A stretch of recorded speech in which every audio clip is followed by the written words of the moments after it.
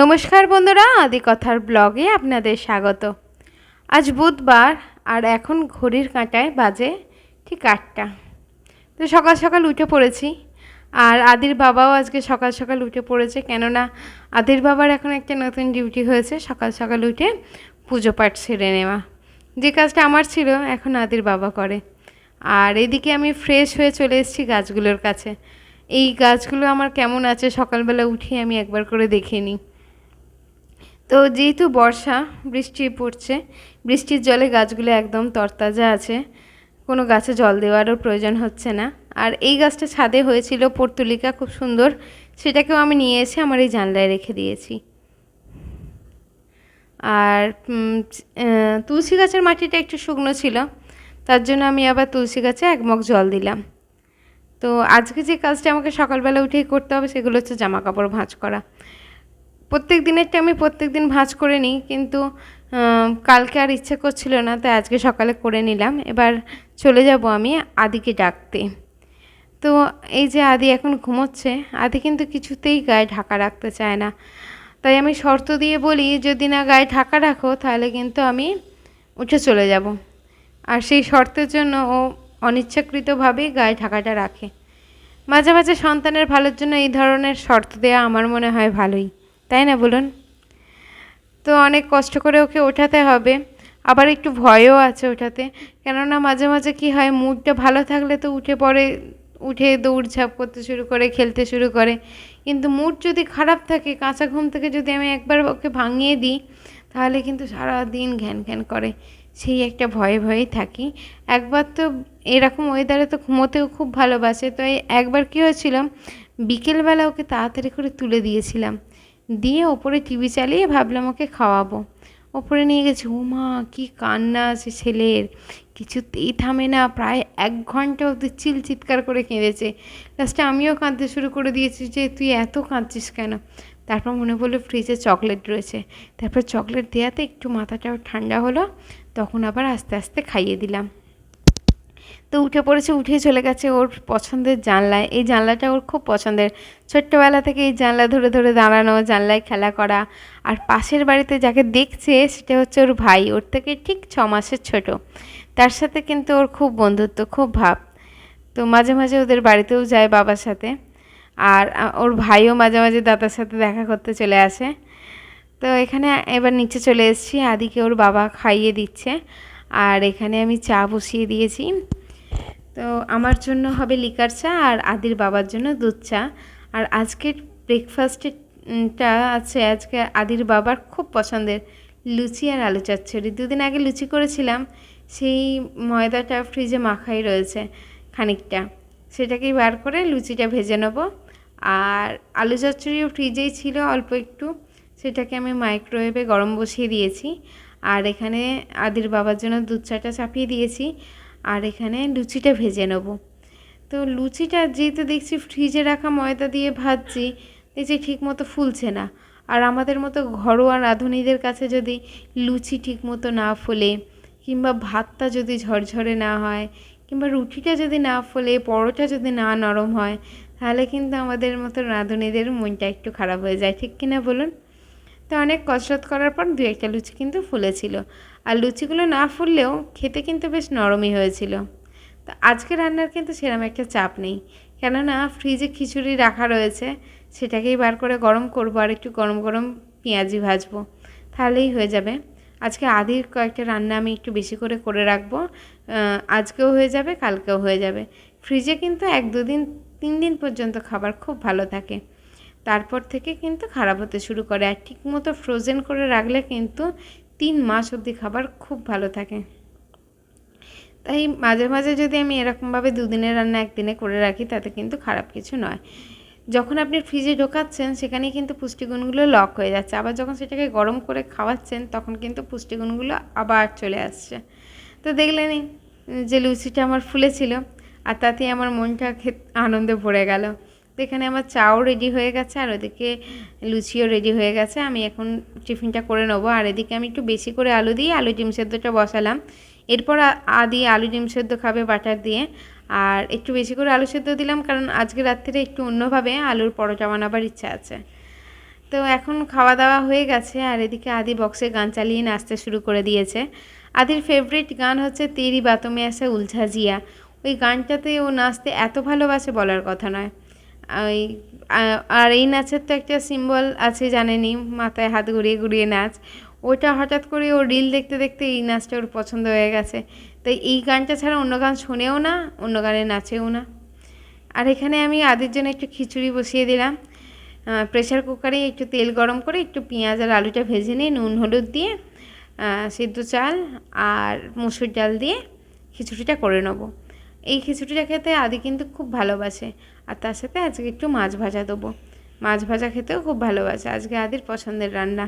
মাংসটা আবার খুব একটা খেতে পছন্দ করে না, মাছ ভাজাটা খেয়ে নেয়। ডিম ভাজাটাও খেতে ইদানিং খুব পছন্দ করে। আর এদিকে ডিম আলু সেদ্ধটা আমাকে মিক্সিতে পেস্ট করে নিতে হয়। অন্য সব খাবারই ও কামড়ে খায়, চিবিয়ে খায়, কিন্তু ডিম আলু সেদ্ধের ক্ষেত্রে কিছুতেই চিবিয়ে খেতে চায় না। ও এক তোলে আর বারবার বমি করে, এতে ওর পেটেও কিছু খাবার যায় না।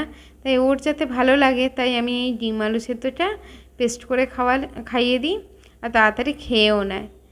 তো আমি এখন ওকে এটা খাইয়ে নেবো। আর এখানে আমি বসিয়ে দিয়েছি খিচুড়িটা, খাওয়ানো হয়ে গেছে। আর এখন আমি দেখব খিচুড়িটা একদম হয়ে গেছে। আমি 3টে সিটি মারার পর এটাকে ভাপে হতে দিয়ে দিয়েছিলাম, গ্যাসের ফ্লেমটা অফ করে দিয়েছিলাম। আর এখানে খুব ভালো করে আমি এটাকে স্ম্যাশ করে নেবো, যেহেতু আলুগুলো দেওয়া রয়েছে। আলুগুলো না দেওয়া থাকলে স্ম্যাশ করার প্রয়োজন পড়তো না।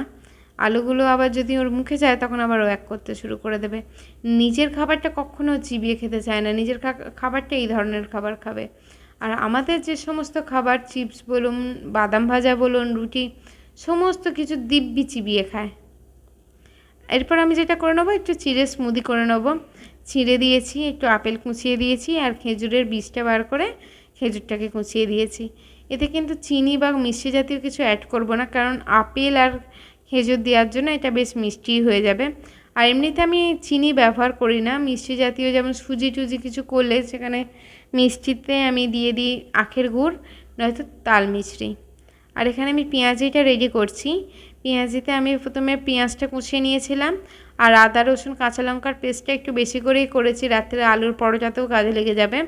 আর খানিকটা আদা রসুনের পেস্ট এখানেও দিয়ে দিলাম বেসন, একটু চালের গুঁড়ি, একটু কর্নফ্লাওয়ার, একটু নুন আর একটু হলুদ। এটাকে দিয়ে ভালো করে মাখিয়ে রেখে দেবো। পেঁয়াজে যেহেতু নুন দিয়ে দিয়েছি, খানিকটা রস ছেড়ে যাবে, আর তাতেই কিন্তু এইটা দিব্যি হয়ে যাবে একদম সুন্দরভাবে। আর এখন ঘড়ির কাঁটাতে প্রায় 2টো বাজতে যায়। আদির বাবা আজকে যেহেতু বাড়িতে আছে, বৃষ্টির ওয়েদার বলে বেরোতে পারেনি, ওয়ার্ক ফ্রম হোমেই কাজ করলো। তাই আদির বাবা যখনই বাড়িতে থাকে আদিকে চানটা করিয়ে দেয়, ওই দিনকে আমার এই কাজটা কম থাকে। তো যাই হোক, এখন এটাকে আমি ভালো করে ম্যারিনেট করে রেখে চলে যাব আদিকে খাওয়াতে। খাইয়ে এসে আবার পেঁয়াজগুলো ভেজে নেব, আর খিচুড়িটা ফ্রিজ থেকে বার করে গরম করে নেব। আজকে যেহেতু রান্নার খুব বেশি চাপ নেই, তাই আজকে ভাবছি একটু রূপচর্চা করব। রূপচর্চাটা আমার একদমই করা হয় না, প্রায় বন্ধই হয়ে গেছে সংসারের কাজের চাপে। তো চুলের যত্ন তো একদমই করা হয় না, মুখে তাও হাতের কাছে ড্রেসিং টেবিলে 2-1টা ক্রিম ইচ্ছা হলে কোন দিন কোনটা পাই মেখে নিই। কখনও আদিকেই ক্রিম মাখাতে গিয়ে হাতে যে ক্রিমটা লেগে থাকে ওটাই মুখে লাগিয়ে নিই। কিন্তু ইদানিং ভাবছি খুব ইচ্ছা করছে একটু রূপচর্চা করতে। তো আজকে সকালবেলা উঠে মুখটা একটু ফেস ওয়াশ দিয়ে ধুয়েওছি। মানে এটা লেটেস্ট, আবার কোনো দিনই সেভাবে রূপচর্চা করা হয় না। মানে খুব যখন ঝোঁক হয় বেশ 1-2 দিন করলাম, তারপর আবার জেকেছি। তো এখানে আমি বসিয়ে দিচ্ছি আদির জন্য একটু মিক্সড ডাল আর কুমড়ো সেদ্ধ। এটা হয়ে গেলে এর মধ্যে আমি ঘি ছড়িয়ে আদিকে সন্ধেবেলা খাওয়াবো। আদি ঘুম থেকে উঠে খাবে এই চিড়ের স্মুদিটা, আর তারপর খাবে এই ডালটা। আর রাত্রিবেলা খাওয়াবো হচ্ছে রুটি, আর নয়তো যদি খিচুড়ি খাওয়াতে হয় খিচুড়ি, যে কোনো একটা কিছু খাইয়ে দেবো। আর তার সাথে তো আলুর পরোটা করছি, সেটাও আমাদের থেকে একটু খাবে। তো ওর মেনলি ও খেতে কিন্তু ভালোবাসে এই খিচুড়িটাই।